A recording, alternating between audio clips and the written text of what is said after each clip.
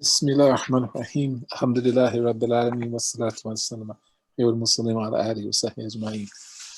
Today, uh, hopefully there'll be more individuals coming because I was going to give uh, an assignment to each person to help us get into our spread of Islam in sub-Saharan Africa by assigning countries to be looked at and finding out as much as possible. Then everybody reporting back, with the particular country that they have. So we'll see who else shows up. So for today, I wanted to do something a little bit different and take a look at the Constitution and certain of its amendments after things took place on January 6th.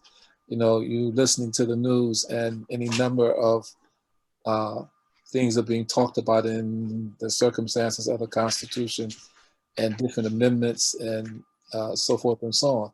So I want to have you all, Imam Radi and Sister Andrea, you're gonna hit that lever on your time machine and go back to the Constitutional Convention in Philadelphia.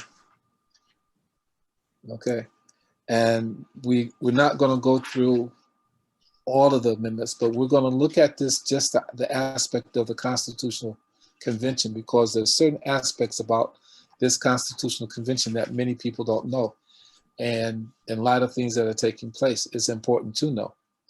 So the first question that I would have: was the Constitutional Convention, as far as you know, open to the public, or was it private? Or was it done privately? Was it secret? Now, let me set the stage. The reason I said to pull a handle on your time machine to go back to this time. The first document, quote unquote, put into place to govern these 13 colonies that had, quote unquote, won their independence from England, even though it was, in winning it, they still didn't escape from the aspect of that they were former Englishmen in and of themselves. And I'll explain what I mean by this when it comes to the writing of the Constitution. But the first document, who can tell me the first document that was put in place to try to govern these 13 colonies now who found themselves attempting to become unified in terms of being, quote unquote, one nation? Declaration of Independence? No. Okay.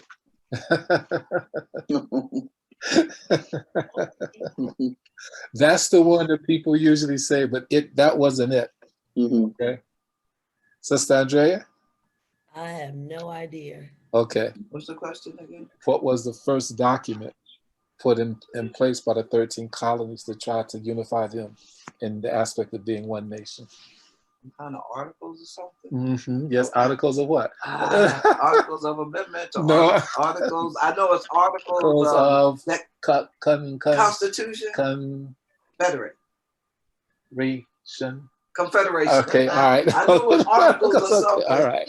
So the first attempt to govern these 13 colonies was put together was called the Articles of Confederation. Okay. And basically what you had was that each colony wanted to see itself as being an independent nation, so to speak. So that meant that, there were 13 different set of state regulations for trade. Other colonies would accept one currency and not accept something else as currency. And so basically the Articles of Confederation failed miserably. Okay. Now, the other thing I want to preface before I go forward is realizing that, these individuals who conducted the revolution, okay, people tried to look at them prior to the revolution taking place and say they were Americans. They were British subjects. Okay, this is of extreme importance to realize they were British subjects. And by virtue of being British subjects, they saw themselves entitled to certain freedoms, if we want to use that word, or certain privileges. Also, we have to remember that, English settlers coming to, British settlers coming to the New World came out of a lot of warfare going on in England. You had the 100 Years' War. You had the wars of religion. Okay, you had the English Civil War. And so these so-called founding fathers come out of that milieu of violence that has taken place in England. And they don't escape it. It sticks with them. Okay, so and then when you look at each colony, we're not going to go through the founding of each colony, but when we look at the aspects of how they happen, in most cases they were land grants. Okay, like for example, Pennsylvania and New Jersey was part of Pennsylvania in the land grant given to William Penn. And it was given to William Penn to settle a debt that the King of England at the time, Charles II, if I'm not mistaken, owed to William Penn's father, who was one of the top admirals in the British Admiralty. But the problem was for William Penn was that he was a Quaker, and Quakers in England were considered practically heretics. They were persecuted very severely. And so to save his son's life, William Penn's father, basically said to Charles II, I'll accept the land grant. Now, granted, they're giving away land that doesn't belong to them. It's not like there's not people living on the land. The Native Americans there, in that sense. But this land grant is given to William Penn's father to settle a huge debt. And William Penn's father gives it to him. And the land grant that was given to William Penn included all of Pennsylvania and New Jersey. Okay. The land grant that, when the Pilgrims and Puritans, and we have to understand there's a difference between being Pilgrim and being a Puritan. If you were a Puritan, you were a separatist. You didn't want anything to do with the Anglican Church, and you didn't want to do anything with Pilgrims who were by and large saying, they accepted the Anglican Church as such. So Pilgrims, Puritans, some of them wanted to separate. And so coming to the New World was for the basis of that. Okay. And what you have established is the Massachusetts Bay Colony. It's given a royal charter. And again, we have to realize the milieu that it's created out of. We are all told that the Pilgrims/Puritans come to the New World seeking religious freedom. That's a fact. But when they get to the New World and establish the Massachusetts Bay Colony, they don't practice religious freedom. Other words, in the Massachusetts Bay Colony, it was forbidden by law to practice any other form of Christianity other than Puritanism. Okay, as such, the other colonies, moving very quickly, especially in New England, are established by individuals who are fleeing from what they consider to be the tyranny in the Massachusetts Bay Colony. Okay, so in Rhode Island, Connecticut, and places, these individuals who form these colonies and get charters from the King of England at the time do so because they don't like what's happening in the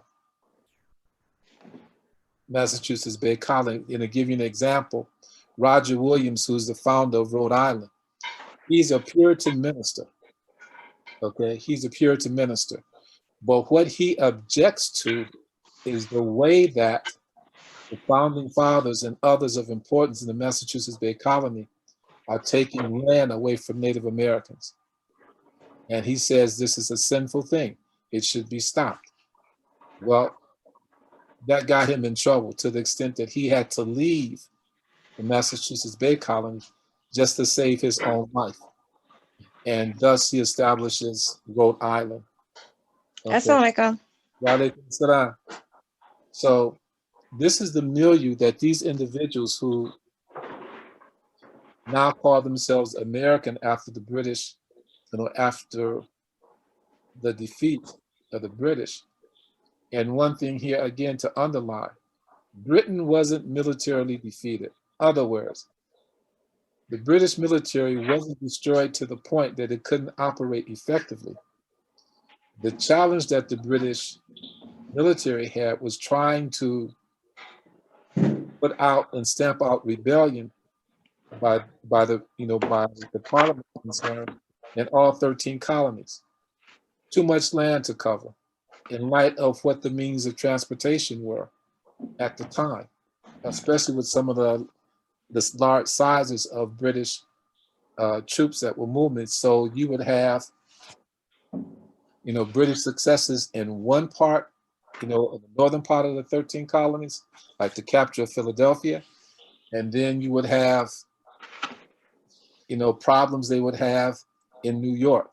And then, when they think it gets just about to get things straight in New York, things would jump off in the southern colonies. So it was just an impossible task. They could have fought that war for another 10 years and the end result would have probably have been the same, with Britain and the British subjects saying in England, look, we're not getting anywhere with this. You're taxing us to pay for this military, to subdue the colonies, and it's not happening. So finally, Yorktown, the siege, Britain prime ministers at times says enough is enough. Okay, and they give the colonies, the 13 colonies, quote unquote, the ability to break away from England. Doesn't remove English troops from the colonies because they're still there. And looking at the War of 1812, we see that. So, Articles of Confederation fail. You have Bacon's Rebellion. Okay, you have the Whiskey Rebellion. Even after the American Revolution. And so, what you find is that they don't work.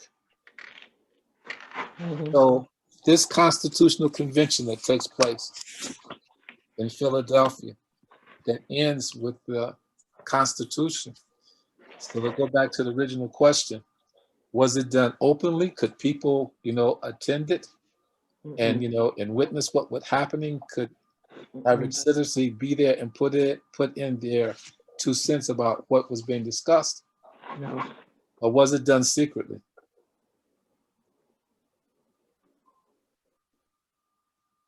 Is that a question? Yes, it is. Assalamu alaikum, Sister Sandra. I thought I was on mute. Good thing I didn't say something else. I don't think it was open to the public because everybody wasn't allowed to vote at that time. So it couldn't have been open to the public. Okay, which raises another issue. It wasn't done publicly. It was done in secret. So that raises another issue. Okay? Was there ever a plebiscite or a public vote once the document was finished in its adoption to be adopted as the principles by which this new nation called America was going to be governed?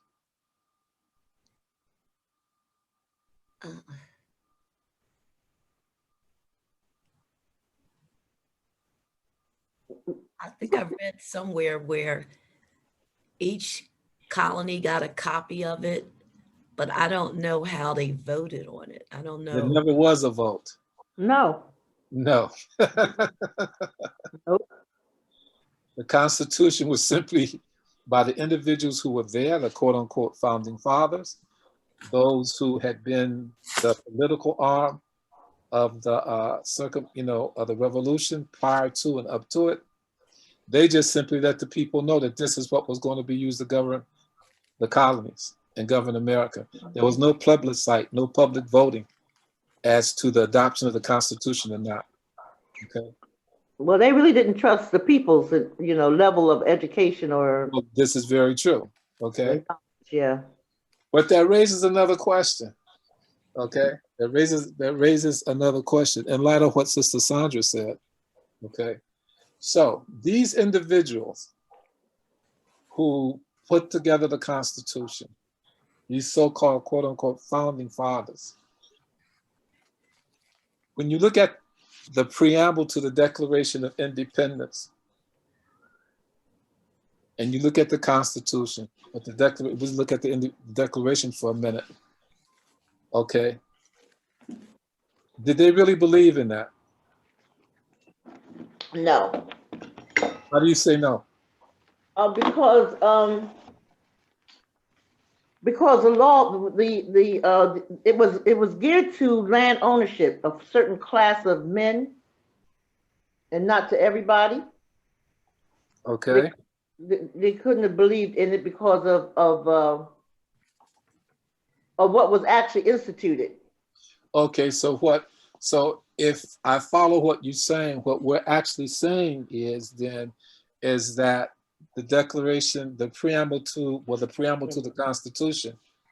Let's not, put the Declaration in pen, but the preamble to the Constitution, what it says. Okay. In light of what you're saying is that it sounded good, but there was never an intent about putting it into place and actually acting upon it. Yeah, another thing, when it says "we the people," Mm-hmm.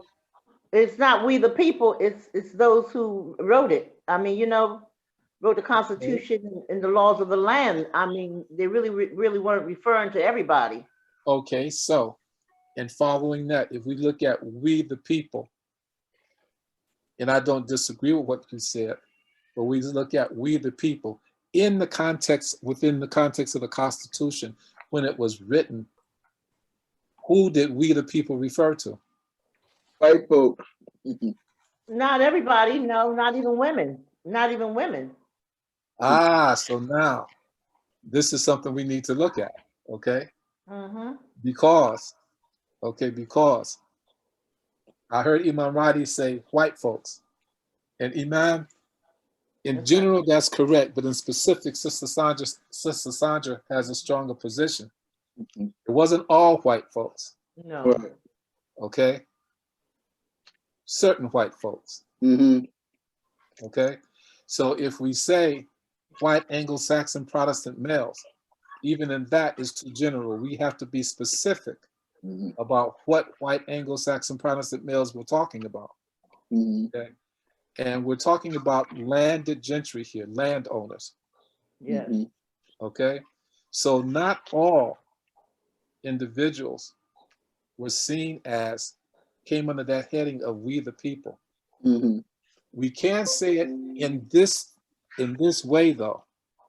The idea about the Constitution and its writing, okay, and this comes from my looking at archival documents, it becomes very clear, okay, very clear, that the Constitution was written at its inception to put in its place a document that generally would leave Caucasians in charge of America. Yes. Yes. Okay? It's pretty clear. At least for me, when I read these things that are there, it's pretty clear. Okay. So that preamble to the Constitution sounded great. Okay. Sounded great. But in actuality, it was written and put into place to make sure that Caucasian men have to exclude women here. Caucasian men, you could say whites in general, but in particular that Caucasian men would be in control and maintain control of what was America. Now, why do you think I'm bringing this point up in light of what happened on January 6th? I was thinking because if there weren't any changes to the Constitution, then technically people of color and women really don't, the country really, well, they're not really, the Constitution really doesn't refer to them. No, it wasn't intended to. That's Mhm. it wasn't intended to. Right. So those people who were rioting, are they right? No. Okay, and we'll get into that. I'm just saying that, you know, we're establishing the point that the America that these individuals on January 6th were talking about is, quote unquote, the America that the founding fathers intended to be in place, with white folks being in control. Okay, this is the basis that, I mean, this is the basis that's there. Okay, it never was intended, as Alexander de Tocqueville, who was a Frenchman who comes to America in the 19th century, pre-Civil War, tours the country. He's in love with America, but he writes and says, exclusively, he says, it became readily apparent to him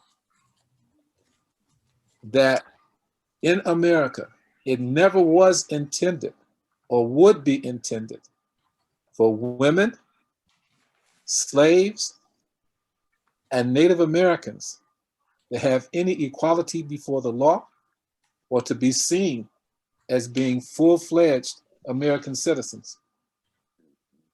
He went on to write that indeed, as much as he was in love with America, he recognized and understood that America was about, in terms of the Constitution, therefore white men, and in particularly landed gentry. Okay? So this document called the Constitution, okay? When you look at any questions there or comments that anyone wants to make? I really think that those who are in charge, you know, politically, males, especially that older generation, the GOP party, they really take that seriously. Yes, they do. Yeah, but they're, you know, they're not the only ones. Okay. Take that and the Proud Boys take it seriously too. Yeah. Things that we look at, if we take a look at the, you know, look at certain aspects of the amendments. So, and before we go there, to elaborate a little bit on what, to take Sister Sandra's point further, okay? These individuals are looking at an America in which they've been raised to believe exists. Okay, so as much as people want to talk about 45 and what he did and what he didn't do, the ideological base of the people who January 6th of the 74 million who voted for him was in place long before and taught before he ever hit the political stage. And we see it constantly, okay? 1948, you know, Truman is in an election, but you have the Dixiecrats come into effect. They want segregation. Okay, this aspect about, you know, the whole circumstance that, you know, hey, people of color, blacks, okay, shouldn't have access to anything. Okay, being second-class citizens is what they was intended for them, and they should remain so. Okay, as you know, George Wallace said, you know, segregation now, segregation, you know, in the future, segregation forever. You know, in terms of that, so the America that they view is one that we as people of color, we're not surprised. We shouldn't be surprised by some of the things that we see taking place if we understand the ideological base and the history from which it stems. Okay, hatred is a taught process. in this circumstance. But amongst these individuals, if you look at some of the things that they were saying, okay, they call themselves patriots, okay, and don't see them doing the things that they did as being contrary to how they view the Constitution and what it is in terms of the America that they see themselves being representative of. And that's part of the place where the problem comes. But it also comes from within the amendments itself, okay? So you have the Bill of Rights. And the Bill of Rights is 10 amendments, and they talk about certain things, okay? One of the ones that is constantly in the news is the Second Amendment. Anybody knows what the Second Amendment says or what it refers to? Guns. Guns. Okay, what does it actually say? That you have the right, I don't know, that you have the right to bear arms. Yes. Okay, Mhm. this Second Amendment, the right to keep and bear arms, was first passed on December 7th, on December 15th, 1791. That's how long it's been around. It's been reinterpreted several different times. And it also says, this is the rub, about the right to keep and bear arms within a regulated militia, okay? And where the argument has come, some individuals say like, well, that's not talking about common citizens. That's talking about the army, a regulated militia, okay? But over time, National Rifle Association and others, one of the militia groups are calling themselves the Second Amenders because of this belief in the aspect of to keep and the right to keep and bear weapons.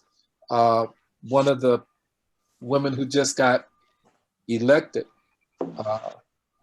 Republican, she calls herself, in the group, she says, I'm a Second Amender, and I'm going to carry my weapon into the House of Representatives chambers because the Second Amendment gives me the right to do so. Okay, so that's one of the things there. But it's been reinterpreted over 6 different times, this aspect, okay? And the aspect of about keeping and bearing arms becomes one that becomes a matter of debate when you begin to look at the carnage and the destruction done by weapons, illegal weapons, okay? And that as such, as far as the NRA is concerned, the National Rifle Association, and you find a lot of the individuals in these militias are card-carrying members of the National Rifle Association. The carnage that took place like at Columbine, at the club in Orlando, in California, when the guy was shooting out of the window, thousands of people can be killed and have been killed, and the NRA will still say, no, you can't have laws saying that we can't have this type of weapon or this weapon, so forth and so on, because the Constitution gives us the right to keep and bear arms. Okay. Mhm. In Portland, the young individual who went across state lines, and killed 2 people and wounded another one in Portland. Part of his defense, besides self-defense, is that, he didn't violate any law as far as the Constitution was concerned in keeping and bearing an arm, even though he was underage, and he took an assault rifle across state lines.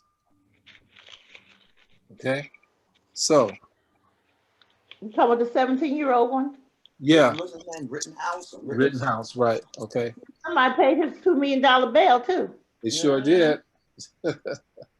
Yeah, Sure did. sure did, okay. Now, some of the amendments come from things that happened before the outbreak of the American Revolutionary War. So, for example, the Third Amendment.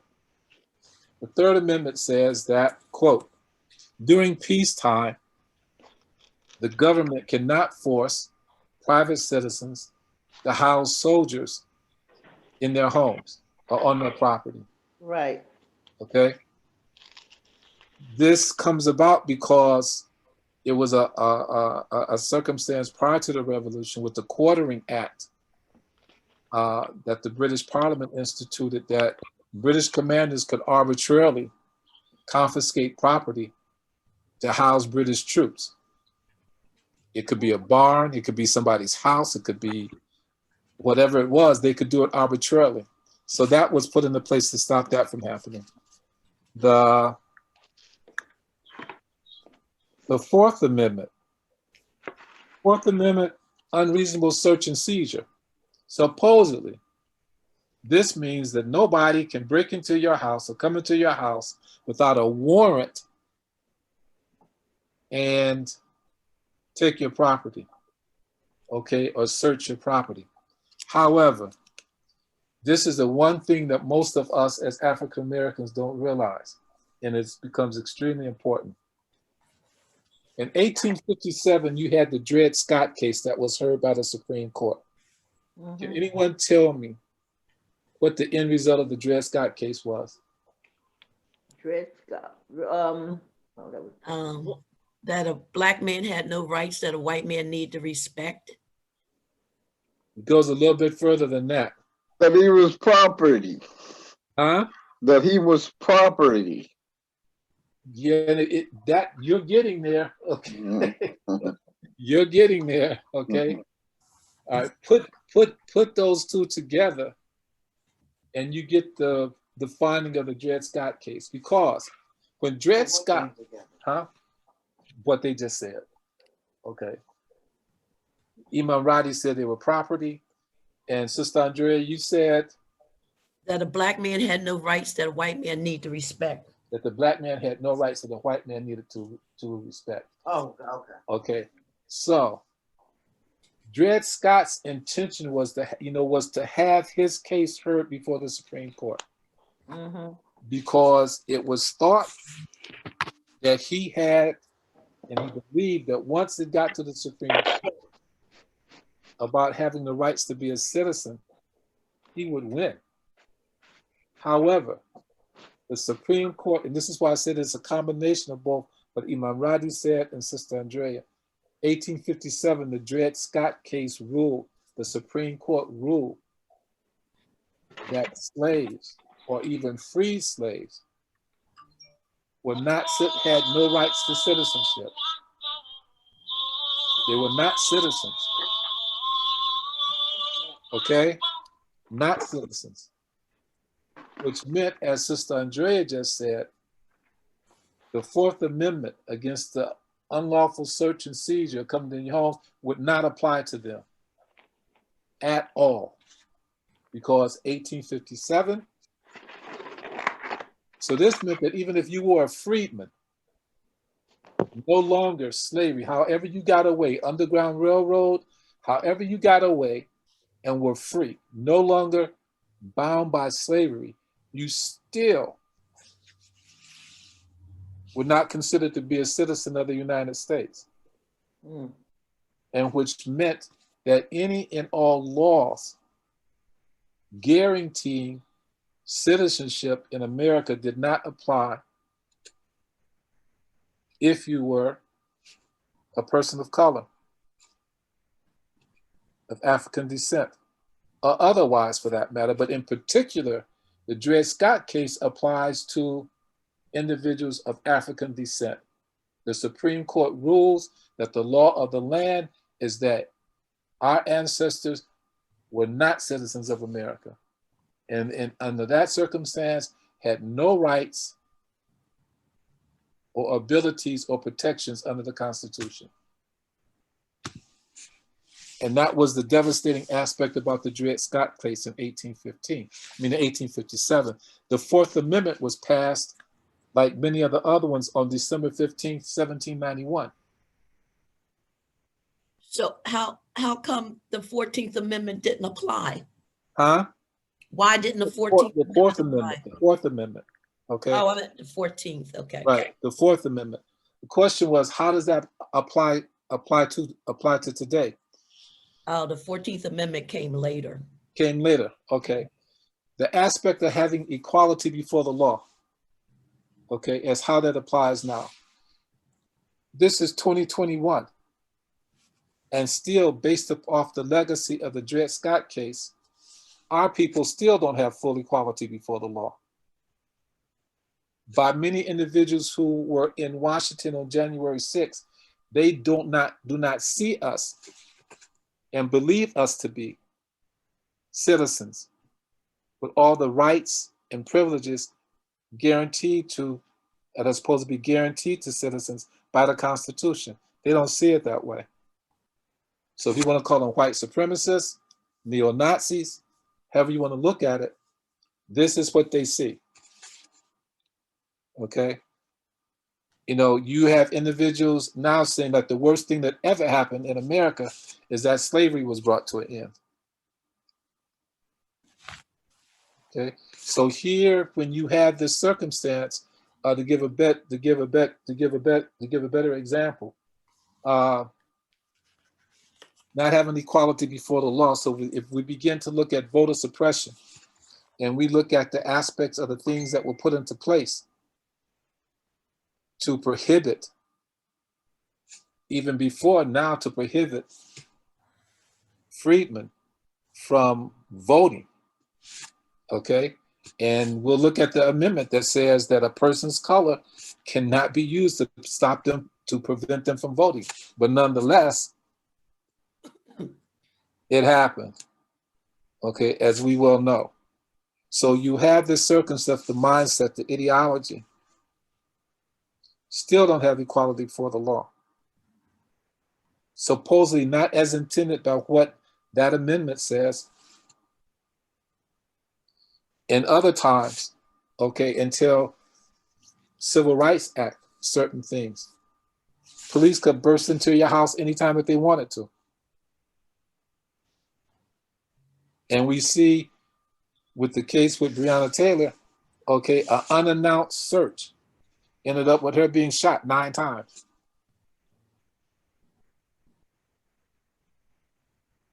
Okay, so these things carry over, and especially with the attitudes that people have. I call it ideology because it goes farther than having attitudes as such. Any comments, questions? So doesn't the 14th Amendment change that? Well, let's take a look at it. The 14th Amendment. When was the 14th Amendment passed? It says Okay. 1868. Huh? 1868. So that's 3 years after the end of the Civil War. There's a title that this amendment goes by and the 2 others that come after it. Okay? So, well, the 2 others at the same time. It's called a Reconstruction Amendment. Okay? Mm-hmm. So the 14th Amendment, I read it for you. July 9th, 1868, second of the Reconstruction Amendments. The first one was the 13th Amendment abolishing slavery. But even that has a loophole in it. It doesn't just flat out abolish slavery. The 13th Amendment says that what, and I get back to the 14th, says that what? Abolish slavery, involuntary servitude, except as a punishment for a crime. Yes. Okay? So, theoretically, no, take that back. As far as African Americans have been concerned who have been incarcerated, when we see these circumstances that happen, especially in the South, chain gangs, okay? Wardens leasing out, renting out prisoners to work in cotton fields, sugarcane, factories, okay? The same circumstance of the young woman in Texas before they changed the law, but they haven't changed it yet. She gets out of prison, she's on parole, she votes in an election. And when they find out about it, she's put back in prison, an additional 5 years added to her sentence. Because in Texas, individuals who become criminals who are convicted lose the right to vote. They're not seen as citizens anymore. Okay, so that 13th Amendment has that loophole there. Yes, slavery is abolished here, there, so forth and so on, except for individuals who are guilty of a crime. Then If we look at the extraordinary yes. number and the conditions under which our people have been incarcerated, Mm-hmm. that's a serious problem. Mm-hmm. And in many states, they still can't they can serve their time, parole, good behavior, and all that, get out, become productive, and they still can't vote. Mm-hmm. Because the right to vote, quote unquote, was surrendered once they were convicted of the crime, rightfully or wrongfully. They actually made up laws and rules. Yeah. New laws and policies and rules that could be broken easily, like spitting, the vagrancy law, had to have a job. You're right, Sister Sandra. They made it up just to lock them up. And then what they would do, they would tell the plantation owners, you know, if you pay his bail, then you can, you know, that because he couldn't afford to get out, you pay it, then he can work it off with you. And that's how they continue, the one way they continue the slave system. Exactly. In the South. Exactly. Okay. So that's the loophole in the 13th Amendment, and it's been applied time and time and time and time again as far as our people are concerned. Okay. And so when they talk about this thing, oh, slavery was abolished, yeah, but if you happen to want to follow the law, quote unquote, then you could be back in slavery again. Yes. Okay. So the 14th Amendment is considered the second of what was called the Reconstruction Amendments. But before I go farther, please forgive me for not asking this question. What was Reconstruction? Because this is really important that we understand exactly what Reconstruction was. Well, I know it came after the end of slavery, I guess, because the government had to be reconstructed because of the influx of people coming into society that were once considered non-citizens. That sounds good. That's my buff answers on a test. that sounds good, plausible, but I couldn't give you a prize on that one. Okay. Yeah. Right. So what was Reconstruction? Why was it called Reconstruction? It was actually to reconstruct the South. Ah. Yes. Reconstruct the South to make it more progressive and to bring it into, well, not the way it used to be, but to bring it into the Union more easily and readily. Uh-huh. Really, it was really protection for the Caucasian more so than the African American. Very astute observations, Sister Sandra. You're absolutely right. Because they substituted slavery for sharecropping. Sharecropping, absolutely. It was another form of slavery. Yep, absolutely, no doubt. So that 14th Amendment had a trick clause to it. Okay? It's a Reconstruction Amendment. But this is what it says. It says, address your citizenship rights and equal protection under the law was proposed in response to issues related to former slaves. Okay? However, there's that bugaboo there from 1857, the Dred Scott case, that says that freedmen or otherwise, we're not citizens of the United States. So it was supposed to address that issue, but it didn't in reality. So, but this is where it became a problem for the southern states. The only way that they were going to be allowed back into having legal representation in the House of Representatives and the Senate was if they accepted the 14th Amendment. If they didn't, they couldn't get legal representation. And legal representation was what they wanted. So they ratified it. In modern times, this 14th Amendment became the basis that Thurgood Marshall used to argue in Brown versus the Board of Education before the Supreme Court. It also became the basis that led to Roe versus Wade in terms of abortion. And it also became the basis for, if anyone can tell me what, if you know what this case was about, I always going to say I get you a bean pie, but I can't do that. Okay. So, but the case is, one, in the presidential election of Bush versus Gore, this 14th Amendment was used. Okay, but has anyone heard of the case Obergefell versus Hodges? Okay, Obergefell versus Hodges. What is one of the things that is happening in America that we as Muslims will never accept in terms of marriage? Same-sex marriage. Same-sex marriage. Mm-hmm. This is the case by which same-sex marriage became legal in America. What is it again?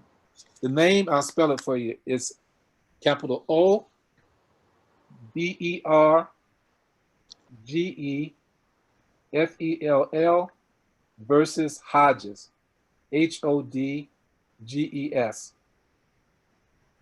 This is the case that went before the Supreme Court looking at the aspect of same-sex marriage. Okay? Suffice it to say, with the way the court is constituted now, it probably wouldn't have made it. Okay, in light of the conservative judges that are there, okay? And before we finish, I want to take a little bit of look again at Reconstruction. Yes, you got a question? How does it all tie in with what's happening now? Okay. That's why I'm lost. Okay, now, when you look at, the question was, how does all of this tie in now? Well, the one about the 13th Amendment in slavery, and if you get convicted of a crime, quote unquote, it doesn't apply to you anymore. You can put into a circumstance like slavery, okay? The 14th Amendment is one about loyalty, okay? So in the present day circumstance, let's look at January 6th. The senator from those 140 US representatives, those individuals in the Senate, Ted Cruz, and the guy from Missouri, when they talk about getting rid of them, kicking them out of the Senate, it's the 14th Amendment that they're talking about, that they violated the 14th Amendment when they went against the Electoral College and the election of the president and the vice president, which was done according to the Constitution. Okay? And so in light of that fact, their opponents are saying this was basically treasonous for them to do what they did, and they should be put out of the Senate. So that's the argument that they will bring up in court against them? They could bring it up in court against them. Doesn't that fit the treason? Yeah, it does. Yeah, it does. That's treason. And that's what certain senators are saying and House reps are saying, that what they did, because this will make the connection easier. We get into the 20th, 21st, 22nd, 23rd, 24th, and 25th Amendments going down. The amendment for electing, there's a constitutional amendment for electing the president and the vice president. It's 3 o'clock. And there's an amendment that came into effect in 1804 for the current state of the Electoral College to be used. So since 1804, the way the president and the vice president had been elected has been according to this amendment to the Constitution, okay? It did, and what was it that it did away with? The amendment that was passed in 1804 did away with state legislatures being able to elect the president and the vice president. It was said that, you know, state legislatures did not really put the election in the hands of the people. So they changed it and said, quote, from 1804, how a state's population votes will determine how the electoral college as assigned will vote, okay? If a people are coming forward and saying, quote unquote, with no legal basis, no substantiated proof that, oh, the election was rigged, it was this, it was that, and then you get the insurrection on January 6th, by the 14th Amendment, that's considered treason and they should be put out of office. That's the argument that they're making. Whether it's going to happen, that's a different story. It won't happen. Okay, that's a different story. It won't happen. The same way with the 25th Amendment, okay? The 25th Amendment states clearly that if the president becomes incapacitated, illness, sickness, or the vice president and his cabinet judge that he's no longer capable of fulfilling the office and the dictates of the office as comprised in the Constitution, that he can be removed. But the kicker here is he can be removed, but that doesn't stop him from running for federal office at a later date. Okay, so let's say Pence had have said, okay, nope, talks to the cabinet, yeah, he's out, he's gone. Well, in 2024, he could come back and run. On the other hand, impeachment is a different animal altogether. He's been impeached. The charges have been laid. Now in the trial in the Senate, if he's found guilty, and this is the protection that they're talking about they want, if he's convicted, he can't run for office, any federal office at all. Totally prevented from doing so. He can bag somebody else to run. He can campaign for other people to run, but he can't. Whoever that person is impeached and found guilty in the trial in the Senate, they can never run for federal office again. Be it a House rep, senator, president, or vice president, can't happen. And in most instances, what happens is that states follow through and pass resolutions in that person's home state that they can't run for office there either. But that comes as a separate measure conducted by that state legislature. But at the federal level, you found guilty of impeachment, whatever the charges are, that excludes that person from ever running for office again at a federal level. Mm. And this is why the impeachment was being pushed. I mean, they put it in terms of he deserves it, he did this, he did that, but the strategy behind it is if he's convicted, he can't run for federal office anymore. So I have a hypothetical question. Now that the Senate is 50-50, so to speak, if all the Democrats vote to impeach, do they need the other 50 votes from the Republicans? Or how many votes are needed for him to be impeached? Now that the House is, now that the Senate is 50-50 with Kamala Harris having the tiebreaker, so to speak. What Talia described works in the Senate for legislation, but not for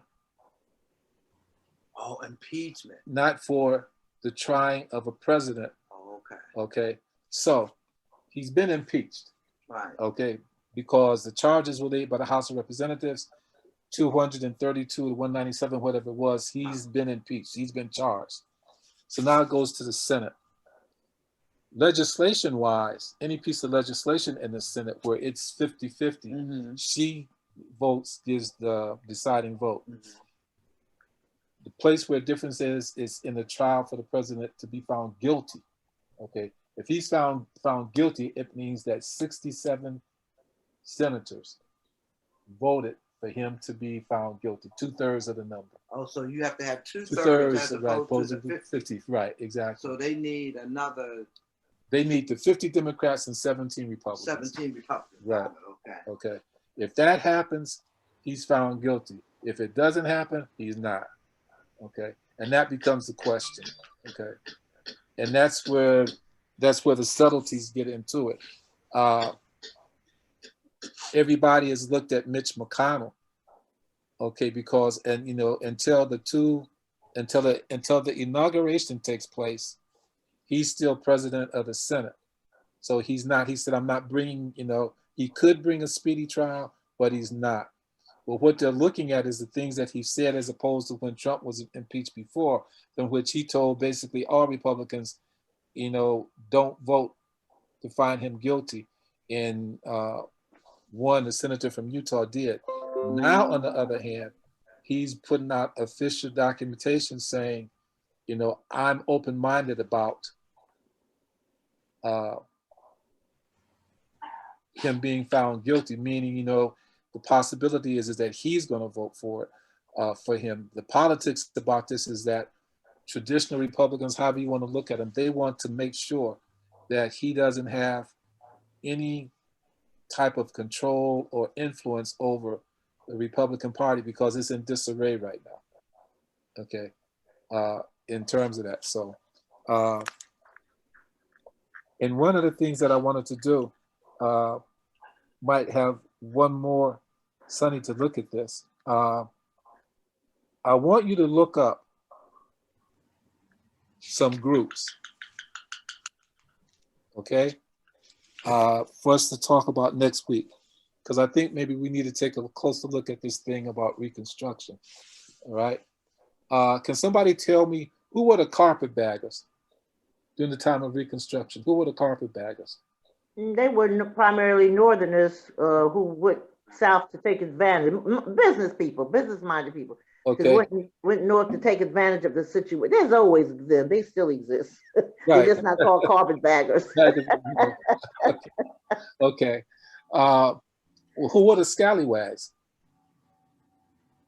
They were the Southerners who supported. I forget a little bit.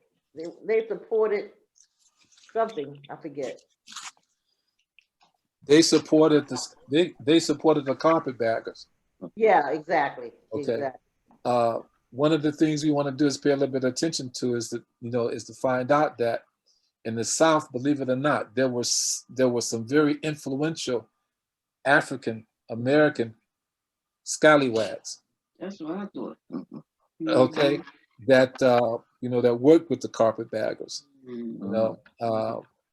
As such. Okay. We got them today. That's the truth. That's true. We got carpetbaggers and scallywags. Okay. So, but that period of Reconstruction, one of the things too we want to take a look at is that the key to Reconstruction, the first and second Reconstruction being successful, was the Union Army. Okay, and once the Union Army is taken out of the South, then as for our people, it's the clock is going to be turned back. Establishment of Jim Crow, systemic racism, all these things are there, in that. So I want you to find out for next week. We'll spend one more class session if that's okay with you. Who were the Georgia Red Shirts? Mm-hmm. Mm-hmm. Who were the Georgia Red Shirts? Georgia Red Shirts. Mm-hmm. Well, that's for next week or now? Next week, Oh, okay, okay? okay. Who was, where was the Ku Klux Klan founded? And who was the person who was behind it? And what city was it founded in? Wow. What? Okay. What you want? Your mommy calling you. And a question to pursue, to look at. Why was the election of 1876 so devastating for African Americans in the South in particular?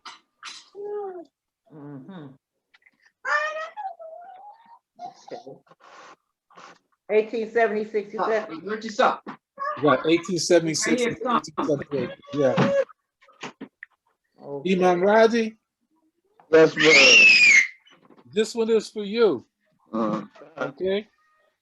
I want you to look up and come back with us on Sunday and give us a definition. In the South, what was the lost cause? What was the lost cause about, and who were the people who pushed it forth?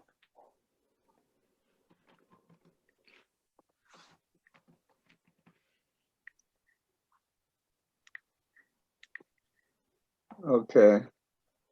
Okay. Okay. Right. Because the things that I'm asking you, many of our people don't know about. Myself included.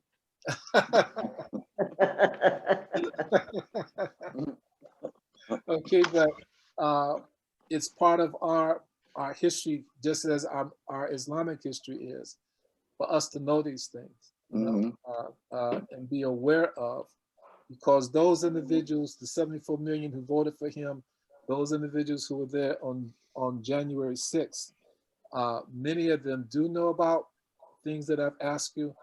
A lot of them didn't, but it fuels the ideology that they're tying into. So we need to know, you know, about how devastating Reconstruction, because when people say Reconstruction failed, they never get to the point of explaining in specifics what is meant by saying that Reconstruction failed. Okay? And we need to take a look at this, because this past election cycle, if I'm looking at Camden, okay, out of the people that were registered to vote, only 17% of the people, citizens of Camden voted. 17%.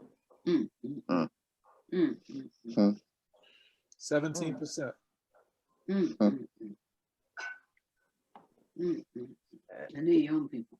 And part of it is that we don't have a better understanding of the things that have transpired and the historical circumstances behind them, you know. So I just want, you know, for us to be able to say, no, you know, if somebody comes to us and start talking some stuff, say, no, that's not what the circumstance was.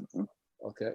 And see, the problem, I think one of the biggest problems with us is this, right? That even with, except for a number of us, even with Trump, right? Things haven't changed for us. Right. Okay. And because of that, it don't matter what these crackers do in our mind.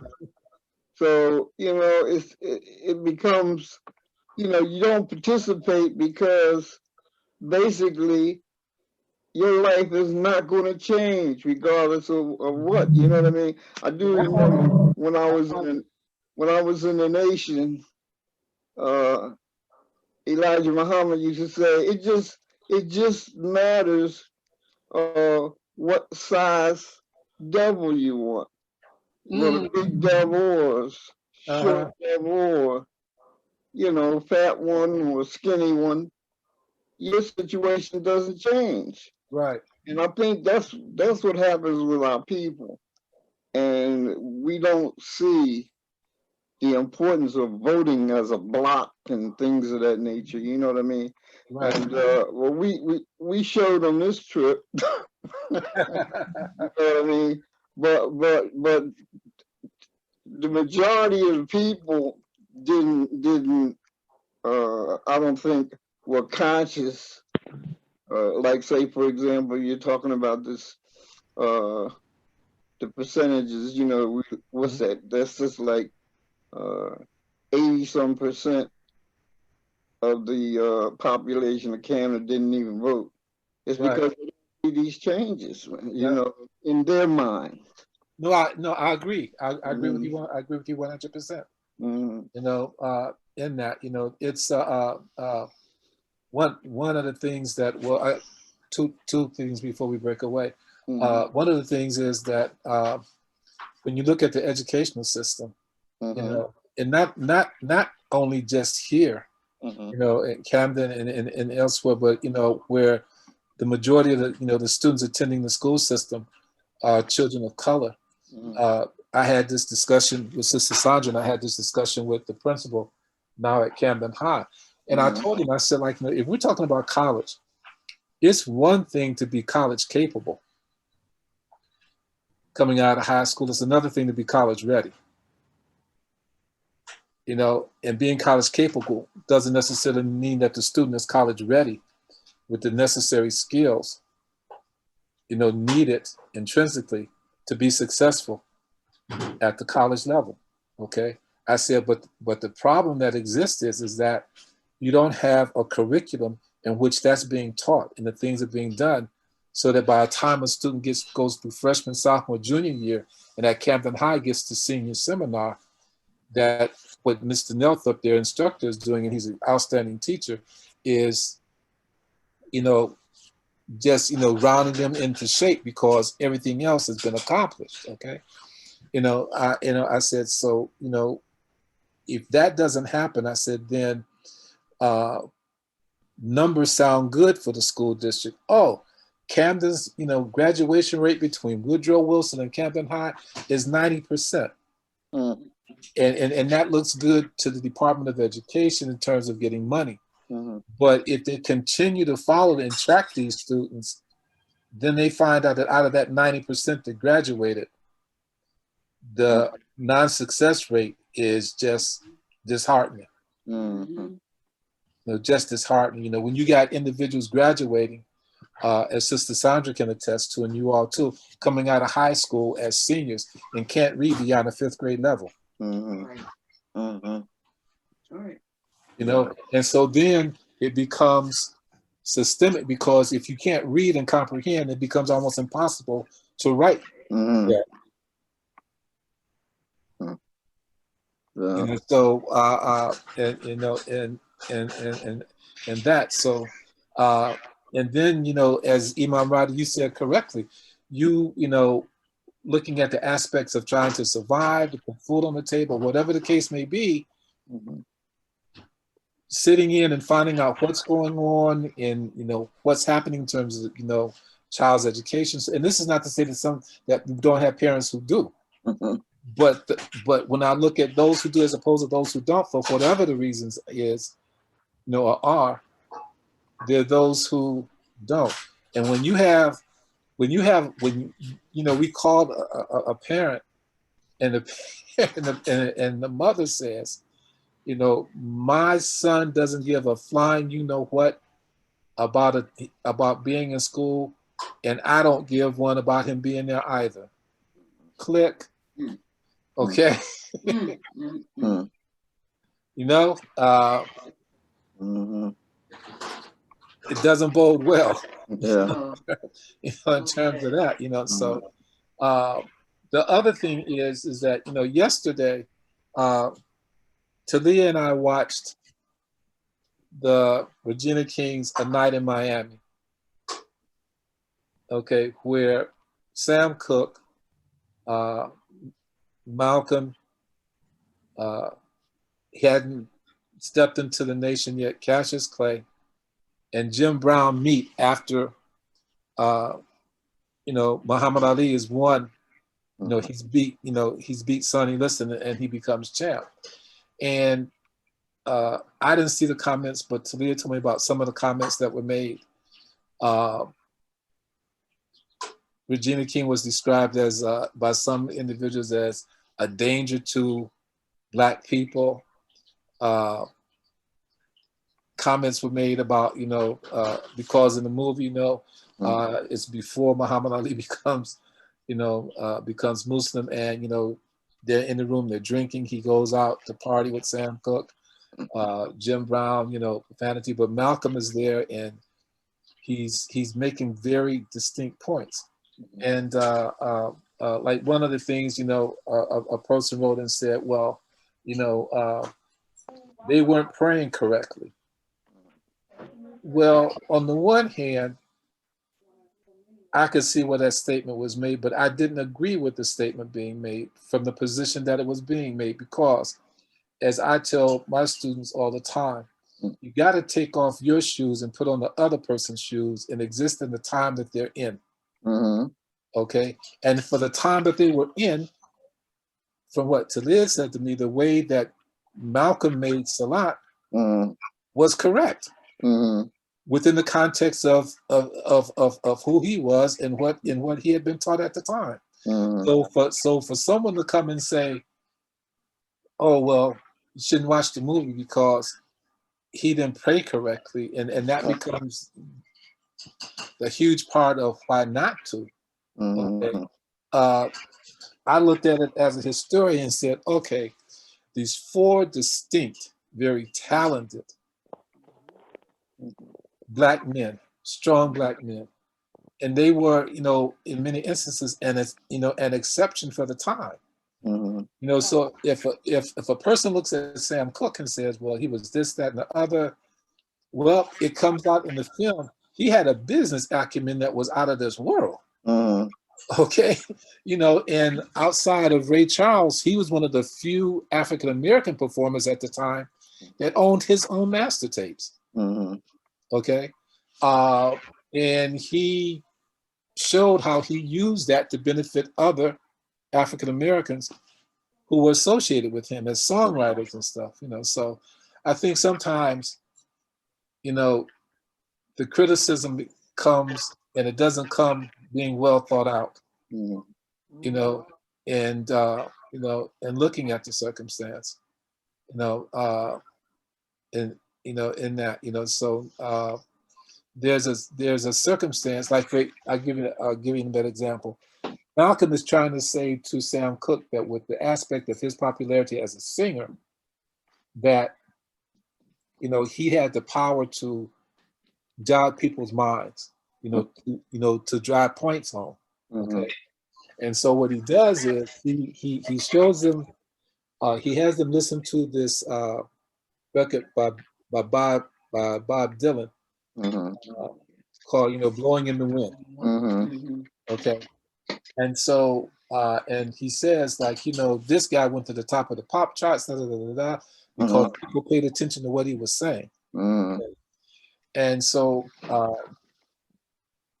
and this is the point that Malcolm is trying to make to Sam, but they get into this huge argument. But before the film ends, Malcolm says, Sam Cooke says, well, you never came to any of my performances. And Malcolm says, that's not true. He says, so you came to one of my performances. Malcolm said, actually, I came to 5. And he said, but it was the one in Boston that was astounding. And so Jim Brown and them, and even Muhammad Ali says, well, what was it so special about Boston? So he says, well, Sam, do you have a problem with me telling what took place? So they're in Boston. Jackie Wilson and Sam Cooke are on this card, performing. And Jackie Wilson is the setup man for Sam Cooke, right? So when Sam comes on stage and begins to sing, Jackie Wilson sabotages the sound equipment. So now he has no sound equipment, okay? And the people are getting unruly. The band, he has to be like, where y'all going? They tell him, like, look, man, we're not security guys. We're musicians. We out of here, okay? So Sam Cooke begins to stomp this beat. And he talks to some of the people in the front. in the audience and says, when I you just get start doing this, and so he starts stomping this beat, and it catches on, and the song that he goes into, is what was the song that he did? Sound of the man working on the chain. Yeah, Sound of the Man Working on the Chain Gang. Okay, and the whole crowd is mesmerized. Okay, so he says to Sam, he said, "This is what I was talking about." He said that was, they picked up on what you were saying. Okay, so they flash forward after the night in Miami, and Sam Cooke is performing on the Johnny Carson show. He finished his song, he's sitting down there, so Johnny Carson asked him, said, "Well, before we go, would you do another song?" And prior to that, it's important to say that Sam Cooke said to Jim Brown, he said, "Look, it's not that I haven't written songs like that. He said, just because I haven't recorded one doesn't mean I haven't written them." Okay? With a social message to them. So he's on the Johnny Carson show, and so Johnny Carson said, "Would you be willing to to perform another song before we go?" And so Sam Cooke said, "Yeah, I got something that I've been working on," and he said, "It'll debut right here to hear it." Okay, and so what he does is, "I was born by the river in Littleton, and just like the river, I've been running ever since." Okay, and when he finishes the song, you see this tear going down his face. So and this was the thing this is the point, because that meeting in Miami, that night in Miami, was also there where supposedly there's a problem between, when Malcolm talked about that he's going to go on his own. Okay, and at first, Cassius, who becomes Muhammad Ali, is upset.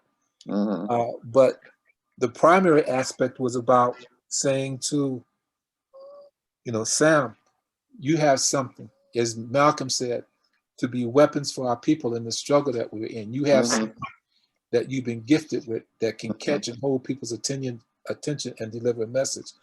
So I thought it was a good film from the aspect of being.